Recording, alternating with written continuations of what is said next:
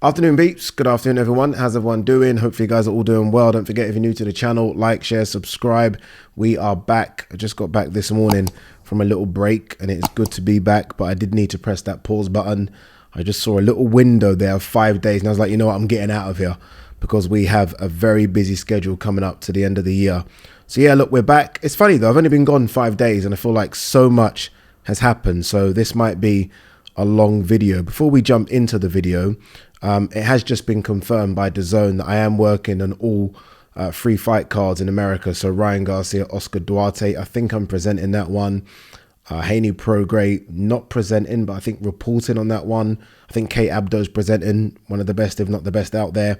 And I think I'm presenting Sonny Bam. So I am going to be in America for a few weeks and looking forward to all of those fight cards as well. All right, what is there to talk about today? I saw this Benavidez, Demetrius Andrade, remember, coming up November 25th on the undercard. I don't know if it's the main portion of the pay-per-view part of the show or whether it is before the bell type thing, but Robert Guerrero and Andre Berto are going to square up.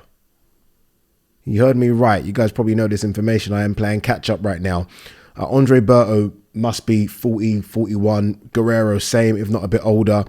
They fought 11, 12 years ago. Guerrero beat Berto. Berto's been inactive, or I thought retired. Hasn't fought for about 5 years. Guerrero, a little less, maybe 3 or 4 years. But what is going on?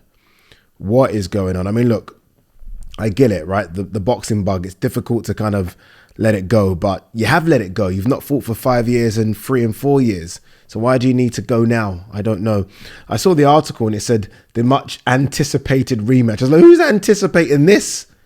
Maybe 8 years ago we were anticipating it because the first fight was a good one. But now, I mean, at least it's two guys on the decline at the same rate fighting each other. What I would hate is for Berto to come back and fight a young stud, a little killer, you know what I mean? So at least they're fighting each other, but yeah, it's crazy. Adrian Broner's trainer, AB, is training to give Ryan Garcia the arse whooping he's looking for. Yeah, I don't think he's going to get that fight. I mean, if you're Adrian Broner, you want it, right? It's a money fight fighting Ryan Garcia. And if you're Ryan, I mean, Broner still has some name value, but no, I do not want to see that fight. You know, I did want to see Broner. I was asking for it, I think, about a year ago, Broner versus Conor Benn. I think Broner was sort of talking about staying at 147. I thought that could have been a good fight for Conor Benn, but that didn't happen. Jamel Herring, I want to fight at least 3 times in the new year. Jamel Herring coming off that first round TKO comeback victory, if you like. He did retire from the sport after that loss to Jermaine Ortiz. Before that was a loss to Shakur Stevenson. I don't know what the want is now for Jamel Herring. He's 38. Is it? I don't think it's money. I think he's smart with his money. I don't think it's that. I don't know what it is, you know. I'd love to do a round table with these type of boxers. Again, Andre Berto, Jamel Herring, even Broner to an extent, and ask, like, what is it? What's the chase? I mean, you know, you've all been world champions. Hopefully you've made some money, maybe some good investments. What is the want to still get in the ring when you are way past your best? I guess it's that feeling that you think you can find it again, like you can find it, right? New trainer, maybe new weight class, you can find it. I don't think they can. Eddie Hearn bashes Teofimo Lopez following Lopez's snide comment. He has unrealistic expectations of his commercial value. Yeah, and it must be a difficult one with Teofimo because obviously, look, Teofimo is a very good fighter coming off some good wins. You think of the wins that Teofimo's had. I mean, Vasily Lomachenko and Josh Taylor. That, though, doesn't equate to a commercial value. A commercial value is actually easy to ascertain, right? All you have to do is look at how many people bought or watched your fight, how many people came and put their bums on the seats to watch your fight. It's actually not that difficult. And then you'd come up with your value. And sometimes I do think, you know, when you, it must be, again, it is difficult, and I can understand why Teofimo maybe thinks he should be valued higher. Because when you do come off those good wins, again, Vasily Lomachenko, Josh Taylor, you're like, 1 second, I should be getting paid this amount. Boxing is the one sport which doesn't work like that. You can have a boxer who has double-digit losses and they could be making way more money than a world champion. just because, again, people invested in them, people want to see them, people put their bums on seats. And Teofimo, for as good as he is, look, Teofimo could be a pound for pounder. I don't know if there's that much investment in him. I'm not quite sure there is. There should be, and I think there will be if he were to fight a Devin Haney, a Gervonta, a Shakur Stevenson. I think he'll get that. But he's probably thinking, 1 second, I've done more than all of those guys. He's done more in the ring than Shakur. He's done more in the ring than Devin. He's done more in the ring than Gervonta. All three of those are probably getting paid more than him. So it is a tough one. Let's quickly talk. There's loads of stuff to talk about here, by the way. But let's quickly talk about Terence Crawford being stripped by the IBF. I saw this on my way back yesterday. I wanted to kind of talk about it. I was going to do a video. I was in Abu Dhabi. I was going to do a video on it, but I thought we'll get here and talk about it. I've seen a bit of an outcry about it, like how dare they strip him and blah, blah, blah. The IBF have done the right thing here. That, the IBF are actually the best of a bad bunch. Like, all of the sanctioning bodies are just awful. They're a disgrace, and I think the majority of them are corrupt. I will say that. But I think the IBF are actually the best of the bad bunch. Let's talk about why I think they've done it correctly. What I've always said is that fighters, especially the best in the world, should be fighting at least 3 times a year. I say at least. Like, in an ideal world, I want to see you 4 times a year, right? If you're a fighter that I enjoy watching and you don't take much damage, I want to see you 4 times a year. But I feel like you should be fighting 3. Terence Crawford had his fight 2.5 months ago. I think the IBF are right to ask him, and look, this is how I think this might have played out. Okay, what's going on? What's happening? What are you doing now then?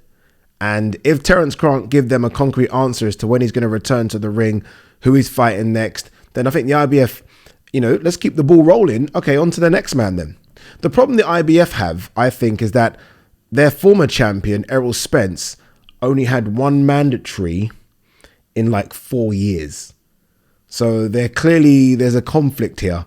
Like, so your former champion had 1 mandatory in like 4 years, and your new champion, you've pushed him, you've only gave him a couple of months to decide what he's doing, then you're stripping him. Very similar to how they stripped Tyson Fury when he beat Vladimir Klitschko. But I like this. I want this. I think, again, I give you 2 months. If you tell me, okay, I've got a fight. Like, if Terence said, I've got a fight lined up January, they're not stripping him. I don't believe they're stripping him. But if Terence Crawford's like, I don't know what I'm doing next because I'm kind of waiting on Errol, I'm kind of waiting on Jamel, I'm waiting to see, then no, let's move on with this. Let's move on. There's guys there below him, i.e. Jaron Ennis, that are waiting for their opportunity to become world champion or fight the world champion. So let's move on. So I don't actually have a problem with them stripping Terence. Again, they've contradicted themselves by not doing anything with Errol Spence, but I like the fact that they are moving on. Because let's be honest, they could almost sit on their hands here and say, whoa, let's not do this. We could make a lot of sanctioning fees, because whoever Terence fights next, Terence is going to make money. And they could say, okay, no, we're going to make a lot of sanctioning fees. Let's just sit on this. But they haven't. They've decided, let's move on. And I don't have a problem. Again, the only contradiction is they didn't treat Errol Spence the same, but, 2 wrongs don't make a right. Let's move on and let's start correct now. What I don't like is Jaron Ennis being upgraded to full champion. Not a fan of that at all. I don't like a fighter getting a world championship belt without having a world title fight. Makes no sense for me. What you should do is the next man down. Jaron Ennis was ranked number 1 with the IBF. Who the fuck's number 2 then? Simple, innit? 1 versus 2. Let's get this on. If 1 versus 2 doesn't work, keep going down. Keep going all the way down until you get to 10. If it gets past that, okay, and no one wants to fight him for whatever reason or injury, then okay, give him it. Elevate him. But don't tell me number 2, number 3, I'm all the way to 10 ain't ready. Jaron Ennis should be fighting someone between 1 and 10 instead of being fully elevated. But again, I don't have too much of a problem with Terence being stripped here. Look, for Terence, he wouldn't really give a fuck anyway. Terence has become undisputed. That was the aim. Like, when we think of people being undisputed, that's it, right? We don't think of they made 7 defenses of their undisputed titles. No. You've become undisputed. You've ticked the box. He's double undisputed. He's okay. That goes down in history. So it doesn't really matter that he's been stripped. And I don't think we're going to see Terence Crawford at 147 again anyway. And those could be the conversations that have been had behind the scenes that we don't know about. It could have been a case of the IBF phoning up Terence. Do you think you're going to fight at 147 again? I don't know.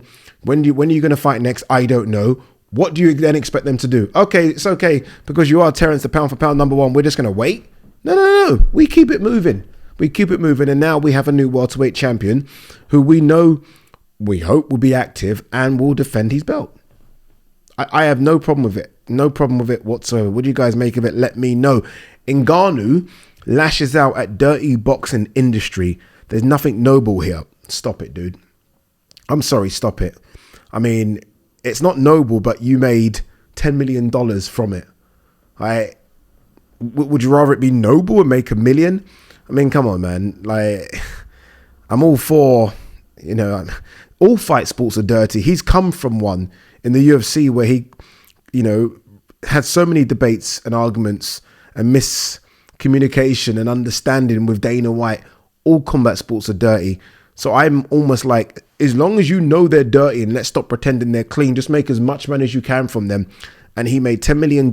Okay, if it's a dirty industry, don't belong in it. Don't stay in it. It's fine. See how much you make in your next MMA fight. Exactly. Stay here, make as much money as you can, understand the nastiness in the sport, be aware of it, but clean up. That's what you should be doing.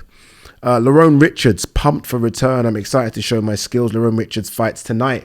I don't know when you guys are going to be watching this on Channel 5 in the Brighton show. Is fighting at light heavy, which is interesting.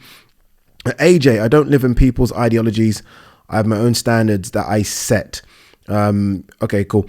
All I care about with you, AJ, is when are you fighting next? Sorry, dude, I don't care anything else. When are you fighting next? Are you going to give us a December 23rd fight or not? It's November 10th now. That's 7 weeks. I doubt it. I think the last show then will be, talking of December 23rd, but the last show will be Sunny Bam. I saw an article from Frank Warren talking about that they're going to put a show on in Riyadh. December 23rd. It's going to be a big one. I don't know. So it looks like I might be over there for Christmas. We shall see. I've got some really big news to tell you guys. I hate that I can't say it yet. Doesn't involve boxing and is the biggest thing I've ever done. I will tell you when I'm allowed to tell you. It will be announced. But yeah, very, very big news. Gervonta Davis versus Shakur Stevenson winner will become an instant legend. Yeah. But that's now almost, that will become, I think, the next Terence Errol fight where it feels like we're waiting for years. Honestly, my only worry is that Shakur, looking at him, looks like he might grow out of the 135 division. I think Shakur's landing spot will be 147. Whereas I think Gervonta, although making 135 is not easy for him, because of his frame, I feel like he's almost forced to stay there. So unless this fight happens in the next 12 months, I feel like we might miss it. But look, if we miss it, I have no worry because Shakur is going to go up to a division which includes Devin Haney, Regis Prograis, Teofimo Lopez, Jack Catchall. Josh Taylor looks like he still might be there. It's a good division. It's a good, very good. Even over here, it's a good division as well. Adam Azeem. Let's not discount Ohara Davis. You know, he's there, right? He's fighting on the Ryan Garcia, Oscar Duarte undercard. I think he's chief support. Dalton Smith. So that's a really good division, both domestically and internationally.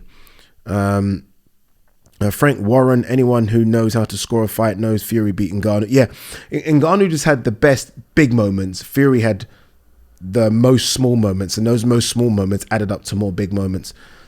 He's correct, unfortunately. All right, what else have we got? Okay, we spoke about Terence Crawford already. Katie Taylor has no intention of stopping after Cameron. I have plenty more fights in me. Crazy. Let's see. I mean, if she pulls this one out the bag, I mean, I'm there. Was it November 25th? I believe. Yeah, I'm there for it anyway. Looking forward to it. The atmosphere last time was incredible. I think this one's going to be as good. I still think she should have got her down to 135, got Chantel. But hey, it is what it is, man. She's saying, okay, let's roll the dice again at 140. Fucking hell, those Irish are built differently. Clarissa Shields' promoter very interested in exploring Marshall rematch in 2024. Yeah, what else is there? What else is there? I mean, there is the Shadesha Green. Shadesha Green takes on Franchon Cruz DeZern. There is that. If Shadesha Green comes through that one, you can make that fight. But there is nothing else out there. It's a shame because all the big fights really are in that 135 to 147 bracket. So many fights are being made there. I don't know if Clarissa can get down to 147, but yeah, apart from Savannah Marshall, there isn't much else out there. Usyk's promoter hopes Tyson Fury remains in shape during rest period. I'm gonna do a video maybe tomorrow.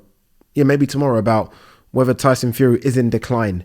And it's interesting that he talks about the shape, because I you go back and watch Tyson Fury's old fights. Vladimir Klitschko for me is his best performance, although it wasn't sort of as gung-ho as his performance against Deontay Wilder. In terms of just boxing, you can't hit him. That Fury there, I think, weighed in around 250 pounds or thereabouts. The Fury we see now is 277. He walks around over 300. I mean, as good as he is, and he's been able to beat people up being overweight, like that extra bit of tire around your waist can't help. It can't, can it? Like if any person that's in sports science or I don't know, whatever, right, will say that can't be good for you.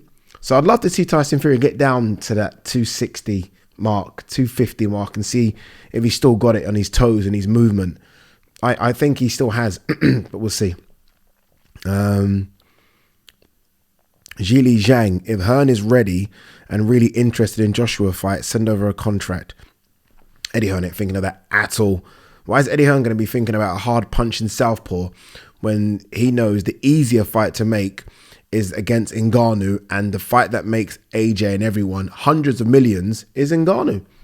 But Ngannou now, I think, might make AJ more money than Wilder, which is crazy, but it's true.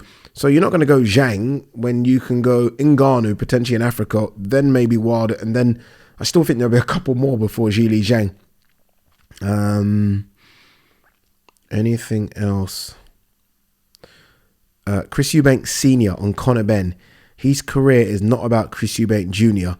It's about the champions at 147. Yeah, I actually agree with that. I agree with that.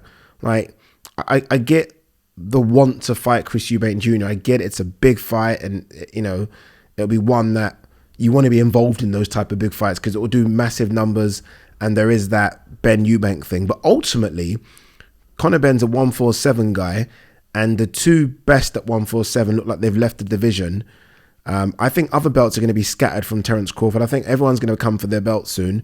You should really want to be in a position where you're close to fighting for those, right? Whether or not you take on, I don't know, Barrios, risky fight, but potentially a winnable fight.